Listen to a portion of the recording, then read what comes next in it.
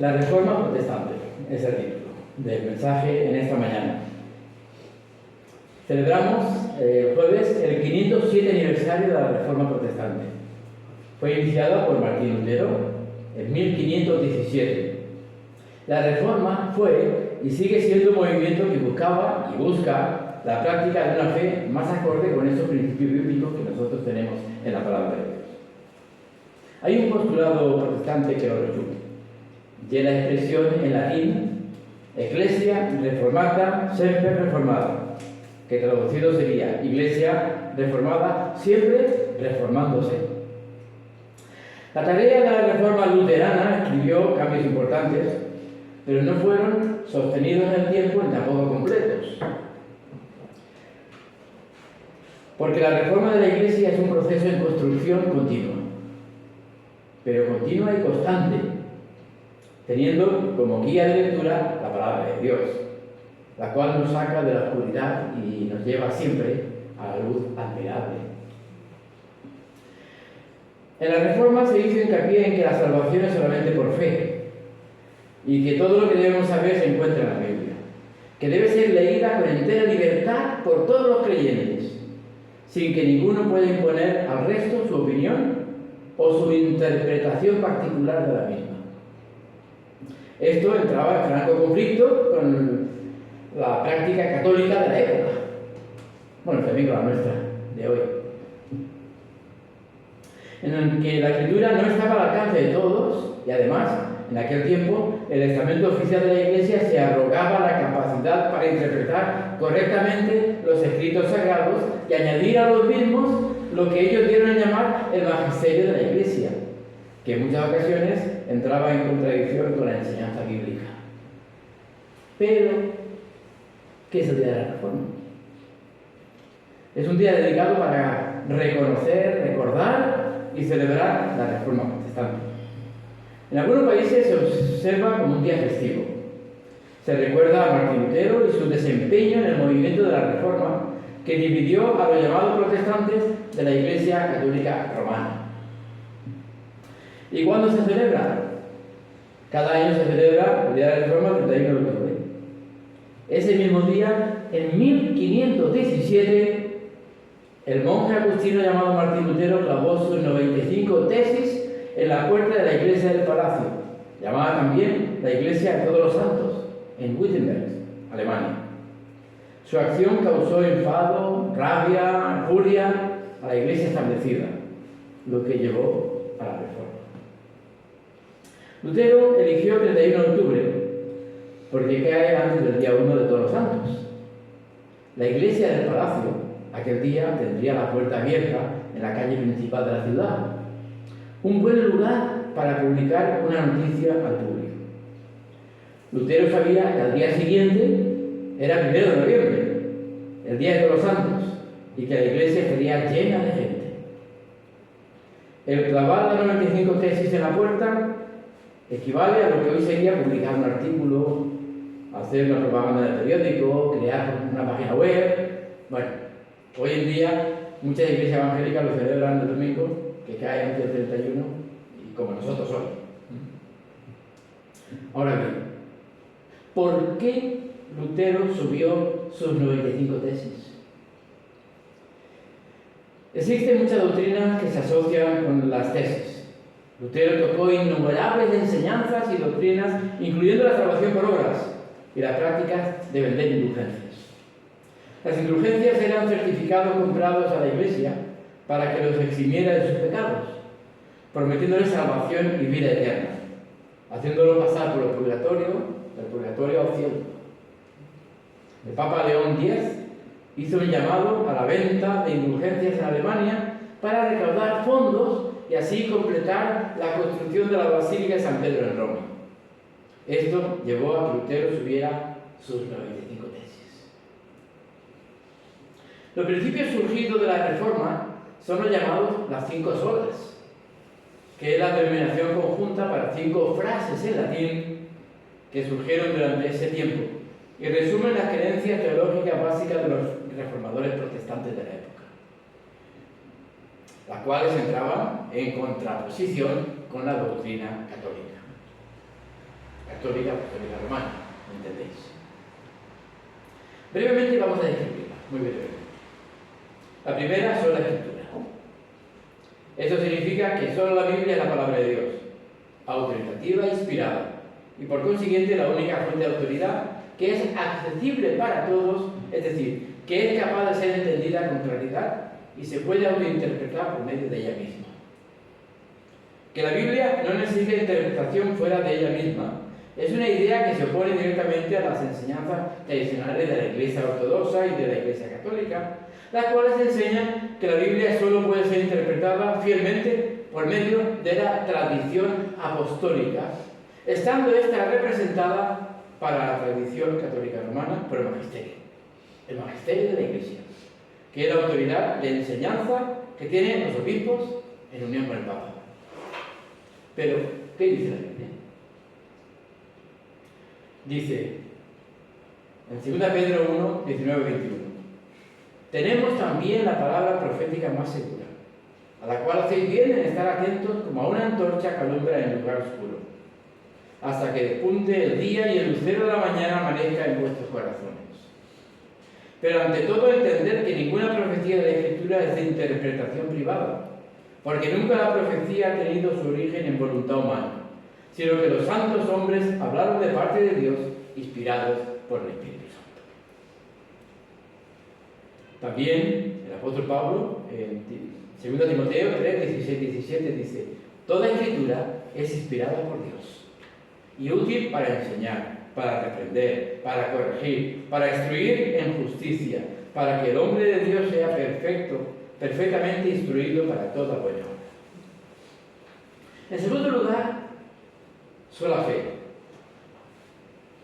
Es la enseñanza que dice que la justificación, es decir, ser declarado justo por Dios, es lo que comporta la salvación. Se recibe solo por la fe, sin ninguna mezcla ni necesidad de buenas obras. Aunque la fe salvadora siempre se evidencia por las buenas obras. Es decir, podríamos resumir esta doctrina con la fórmula: la fe produce justificación y buenas obras, en contraste con la fórmula católica romana que dice fe y buenas obras producen justificación. ¿Pero qué dice la Biblia? Romanos 5, 1 y 2. Ahora pues, justificados por la fe tenemos paz para con Dios por medio de nuestro Señor Jesucristo. Por Él también tenemos entrada por la fe a esta gracia en la cual estamos firmes y nos enorgullecemos en la esperanza de la gloria de Dios. Gálatas 2:16. Sabemos que ninguna persona es justificada por las obras de la ley, sino por la fe de Jesucristo. Por eso, nosotros también hemos creído en Jesucristo, para ser justificados por la fe de Cristo y no por las obras de la ley, por cuanto por las obras de la ley nadie será justificado. En tercer lugar, sola gracia. Es la doctrina que sostiene que la salvación viene solo por la gracia divina, o gracia de Dios. Es decir, por un favor inmerecido, no como algo que el pecador haya conseguido por sus propios méritos. De nuevo, nos remitimos a la Biblia. ¿Qué dice la palabra de Dios? De nuevo el apóstol Pablo dice, por cuanto todos pecaron y están destituidos de la gloria de Dios, pero son justificados gratuitamente por su gracia, mediante la redención que es en Cristo Jesús. Pero Dios, que es rico en misericordia, por su gran amor con que nos amó, aun cuando estábamos nosotros muertos en pecados, nos dio vida juntamente con Cristo. Es por gracia que sois salvos. Y juntamente con Él nos resucitó, y asimismo nos hizo sentar en los cielos con Cristo Jesús, para mostrar en los tiempos venideros las abundantes riquezas de su gracia y su bondad para con nosotros en Cristo Jesús. Porque por gracia sois salvos, por medio de la fe. Y esto no procede de vosotros, sino que es don de Dios. No es un resultado de las obras, para que nadie se vanaglorie. Efesios 2, versículos del 4 al 9. En cuarto lugar, solo Cristo. Jesucristo es el único mediador entre Dios y el hombre. No hay salvación por medio de ningún otro fuera de Cristo. ¿Qué dice la Biblia? Pues hay un solo Dios, y asimismo un solo mediador entre Dios y los hombres, el hombre Cristo Jesús, que se dio a sí mismo en rescate por todos, de lo cual se dio testimonio a su debido tiempo. Y también Romanos capítulo 8 dice, entonces, ¿qué diremos a esto? Si Dios está a nuestro favor, ¿quién estará contra nosotros? El que no escatimó a su propio Hijo, sino que lo entregó por todos nosotros, ¿cómo no nos dará también con él todas las cosas? ¿Quién acusará a los escogidos de Dios? Dios es el que justifica. ¿Quién es el que condenará? Cristo es el que murió. Más aún, el que también resucitó, el que además está a la derecha de Dios, el que también intercede por nosotros. Y en quinto y último lugar, solo a Dios la gloria. Toda la gloria es solo para Dios, puesto que la salvación solo se lleva a cabo a través de su voluntad y acción. Y no solo el don de la redención todo suficiente de Jesús en la cruz, sino también el don de la fe que tenemos en esa redención, creada en el corazón del creyente por el Espíritu Santo. Veamos de nuevo qué dice la palabra de Dios. Romanos capítulo 11. Profundidad de las riquezas, de la sabiduría y del conocimiento de Dios. Cuán incomprensibles son sus juicios e inescrutables sus caminos. ¿Por qué? ¿Quién entendió la mente del Señor? ¿O quién fue su consejero? ¿Quién le dio a él primero para que le sea recompensado? Porque de él, por él y para él son todas las cosas. A él sea la gloria por los siglos. Por eso también Dios lo exaltó y le dio el nombre que es sobre todo nombre, para que en el nombre de Jesús se doble toda rodilla de los que están en los cielos, en la tierra y debajo de la tierra, y toda lengua confiese que Jesucristo es el Señor, para la gloria de Dios Padre. Estas son un breve, muy breve resumen de las 5 cosas. Por eso es que toda persona, institución o nación tiene fechas importantes que recordar. Celebremos nuestro cumpleaños. Por ejemplo, voy a dar un ejemplo. Nosotros estamos en Águilas, y en la iglesia de Águilas estuvimos celebrando el año pasado el aniversario número 130 de la iglesia. Desde que se fundó aquella semilla congregacional de 5 miembros que empezaron el 25 de agosto de 1893. Mucho tiempo ha transcurrido desde entonces, pero aún lo recordamos con mucho cariño, sobre todo por los frutos que esta semilla continúa dando. Y en estas fechas, las iglesias protestantes alrededor del mundo nuevamente separamos unas horas para celebrar y repensar el momento cuando Martín Lutero clavó sus 95 tesis en la puerta de la capilla de Wittenberg, en Alemania, en desafío del abuso que se le había dado a la palabra de Dios. A veces me pregunto si una celebración así anual se convierte en parte de una rutina de calendario. Porque siempre que hacemos algo durante un tiempo largo, pues a veces se corre el peligro de caer en la rutina, ¿verdad? Habría que preguntarse también si los reformadores estarían de acuerdo en que esa reforma que costó tanto, tan gloriosa, se quede solo en los calendarios, con una fecha, ahí que desempolvamos de vez en cuando. Pero por otra parte, hay 2 palabras. Reforma protestante, que contiene en sí toda la fuerza para marcar el fin de un episodio en la vida de la Iglesia cristiana allá por el año 1517. Y el inicio de una nueva etapa llena de desafíos, de riesgos y peligros. Individualmente, la palabra reforma nos lleva a la Biblia, al pasaje del alfarero en Jeremías capítulo 18 que se ha leído al principio del culto, donde un diestro artesano de barro, quien con sus manos en el torno da forma y reforma, es decir, le da constantemente un nuevo giro a la pieza que tiene en sus manos. Históricamente podemos decir que nuestros hermanos Lutero, Calvino, Zwingli, Juan de Bautista y otros muchos, entre ellos españoles, autores de la Biblia que usamos nosotros cada día, Casiodoro de Reina, estudiando Valera, inspirados por el Espíritu Santo, fueron movidos a poner sus manos y sus capacidades al servicio de Jesucristo.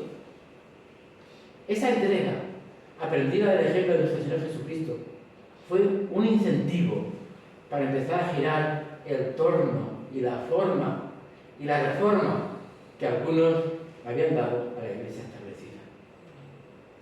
Y con eso no estoy diciendo que Zwinglio, Calvino y Lutero fueron depósitos de una nueva revelación, no, porque la revelación ya estaba en la palabra de Dios, ni tampoco ellos tenían la verdad absoluta sobre los aspectos de la fe. Estos hombres también eran hombres que se equivocaban y de hecho no fueron perfectos en todo lo que hicieron. Sin embargo, el tiempo les concedió el honor de la razón. Y esta razón reformada no era algo nuevo. Su reforma consistió en recordarnos que en la Biblia están todos los elementos necesarios para tener un encuentro con Dios. Que los caminos torcidos de la salvación comprada a precio de monedas de plata, de las absoluciones papables, de las obras de caridad no son sino hojas que se las lleva el viento. Si el ser humano anticipadamente no ha sido rescatado de su miseria, de la muerte espiritual, a través del sacrificio único, suficiente y gratuito de Cristo en la cruz del Calvario. En palabras del apóstol Pablo, en el libro de Romanos, capítulo 3, porque no hay diferencia, por cuanto todos pecaron y están destituidos de la gloria de Dios, somos justificados gratuitamente por su gracia, mediante la redención que es en Cristo Jesús. De la búsqueda de la palabra de Dios nacieron en tiempos de la Reforma las 4 principales iglesias protestantes: la luterana en Alemania, la calvinista en Suiza, los anabautistas en Holanda y la anglicana en Inglaterra, cada una con importantes implicaciones en la teoría y práctica en la historia del cristianismo, ya que de ella han surgido brotes y ramas por todo el mundo, y los bautistas somos uno de ellos. Un brote de los anabautistas. Pero como el diablo es muy astuto, en el último siglo ha hecho que surjan iglesias sectarias para engañar a millones de personas del mundo. Solo mencionaré 3 de las muchas que hay. La luz del mundo. No creen que Jesús es hijo de Dios. Iglesias sectarias, de algunas sectas. ¿Sí? No sabéis equivocados, testigo de Jehová. Los G12, en César Castellano, un gobierno piramidal. Para de sufrir, iglesia de la prosperidad. Todas ellas con doctrinas falsas. Así que el diablo también ahí se ha metido. Por otra parte, la palabra protestante, por así decirlo, nos invita a imaginarnos a Juan el Bautista, a un apóstol Pablo o al mismo Jesucristo defendiendo la causa del reino, exponiendo a viva voz, sin miedo a la censura y a su incomodidad con el sistema prevaleciente de la época. Este fuego que les salía de dentro no lo dejaba quedarse callados y protestaban.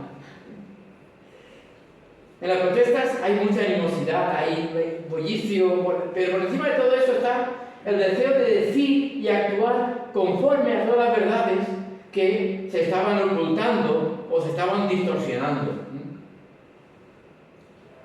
Pero no confundamos la palabra protesta con la palabra queja.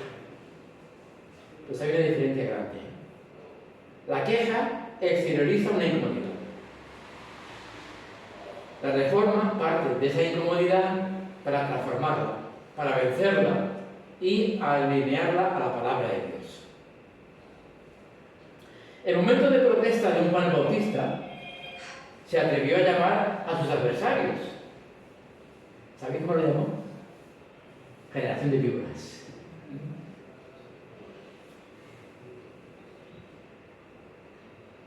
Y al rey Herodes lo llamó adúltero por haber tomado a Herodías, la mujer de su hermano Felipe. Aunque esto le costó la cabeza, ya lo sabéis. Por el mismo espíritu, Jesús llamó hipócritas a los doctores de la ley. Ciegos, guía de ciegos. También nos mandó a amar a nuestros enemigos y a perdonar, no 7, sino hasta 70 veces 7. Y en la persona de Cristo está el néctar ese concentrado de una revolución en todos los ámbitos de la vida social, política, religiosa de la humanidad. Él es y debe ser el centro de las iglesias libres de la Reforma. Por ejemplo, una sola palabra de Jesús desenmascaró las intenciones de sus adversarios y declaró la libertad a la opresión de una mujer de reputación dudosa que iban a apedrear, al decir: el que esté libre de pecado, que tire la primera piedra. Ese mismo Cristo es el que vemos en la cruz, pero que no se deja vencer y en lugar de quejarse, aprovecha la oportunidad para hacer pública su incomodidad ante aquellos que se habían burlado de él, de aquellos que apostaron sus ropas, sus vestimentas, o traspasaron sus manos con los clavos. Pero no penséis que de los labios de Jesús salieron maldiciones, salieron malos deseos, ¿no? O una petición para que un rayo lo fulminara de inmediato, como en una ocasión hicieron o le pidieron los discípulos a Jesús, que mandara un rayo del cielo y consumiera a aquellos que habían sido opositores a su evangelización. Así no se solucionan los problemas, ni se logran revoluciones, ni se convierte el corazón humano, con maldiciones y con rayos. Todos los que estuvieron allí y los que no estuvimos, hemos escuchado como un sonido profundo y sostenido a través del tiempo esas palabras del Maestro, del Rabí, de Jesús, como una especie de rugido ahí, victorioso que salió de sus labios. Y las palabras que salieron de ahí eran: Padre, perdónalos porque no saben lo que hacen. Qué palabras más grandes. Pero Jesús, Él sí sabía lo que estaba haciendo. Jesús estaba iniciando su propia reforma protestante. Sus palabras son semillas que han dado fruto de generación en generación y germinaron en los antiguos judíos y gentiles, en los padres de la Iglesia, en monjes, monjas y sacerdotes, en Martín Lutero, en Juan Calvino y posteriormente, por la misma gracia, en ti y en mí. Esa palabra de Jesús. Porque somos nosotros los verdaderos protagonistas de la nueva reforma con nuestro testimonio. Este tiempo en el que vivimos también contiene sus propios retos y sus propios desafíos. Aún hay muchas cosas para reformar hoy en día. Me refiero a las crisis institucionales, a la falta de interés y compromiso por las cosas de la Iglesia, por las cosas del Señor, a los nuevos valores morales, al aborto, al materialismo, a las drogas, al suicidio, a las adicciones, a ese vacío espiritual que encontramos hoy en día, a esa corrupción gubernamental, a las crisis económicas, al terrorismo, a la guerra e incluso a las amenazas que estamos oyendo de bombas nucleares. Por eso, querido hermano, querida hermana, la pregunta es: ¿cómo lo vamos a lograr? Sé que la pregunta abarca mucho, pero es urgente y necesaria. Más que una fecha conmemorativa, la reforma protestante debe ser el indicador de que aún no hemos terminado nuestro trabajo, que nos queda mucho por hacer todavía. Y como nuestros hermanos del siglo XVI, debemos comenzar por lo primero. Es decir, hacer de Cristo el centro de nuestras vidas. Hacer de la palabra de Dios nuestra inspiración para buscar respuestas a nuestras preguntas y disponer de todo nuestro ser para colaborar con Dios mediante su gracia para la transformación del mundo. Mundo que empieza contigo en tu corazón y que va poco a poco contagiando a aquellos que necesitan escuchar que la puerta del arca aún está abierta para salvarlos y que Cristo en la cruz venció esa muerte que estaba destinada a cada uno de nosotros. es tiempo de elevar nuestra fe y sostener nuestro testimonio mediante una vida agradable a Dios y en obediencia a sus mandamientos. ¿Cómo? La Reforma nos dio la clave de cómo hacerlo. A través del sacerdocio universal de los creyentes. Ese es uno de los postulados de la Reforma, basado en 1 Pedro, capítulo 2, versículo 9. Mas vosotros sois linaje escogido, real sacerdocio, nación santa, pueblo adquirido por Dios para que anunciéis las virtudes de aquel que os llamó de las tinieblas a su luz admirable. Y como conclusión, deciros que este versículo se refiere a que toda persona cristiana tiene un papel sacerdotal dentro de la Iglesia, es decir, de servicio, así como una vocación carismática, es decir, de anunciar y predicar el Evangelio, porque no hay diferencia entre la labor que hace un hombre o una mujer, porque su tarea sacerdotal es incluyente e igualitaria. Al respecto, Lutero escribió: todos los cristianos son sacerdotes, todos somos sacerdotes. Todas las mujeres sacerdotisas, jóvenes o viejos, señores o siervos, mujeres o doncellas, letrados o laicos, sin diferencia alguna. Esto es de la cita de Martín Lutero. Tomo 1, página 467. Querido hermano, querida hermana, querido amigo, querida amiga, que me estás escuchando esta mañana, que la paz de Dios llene tu vida y que este día de reforma sea el inicio de una nueva etapa de tu vida en el Señor Jesucristo. Que Dios te bendiga.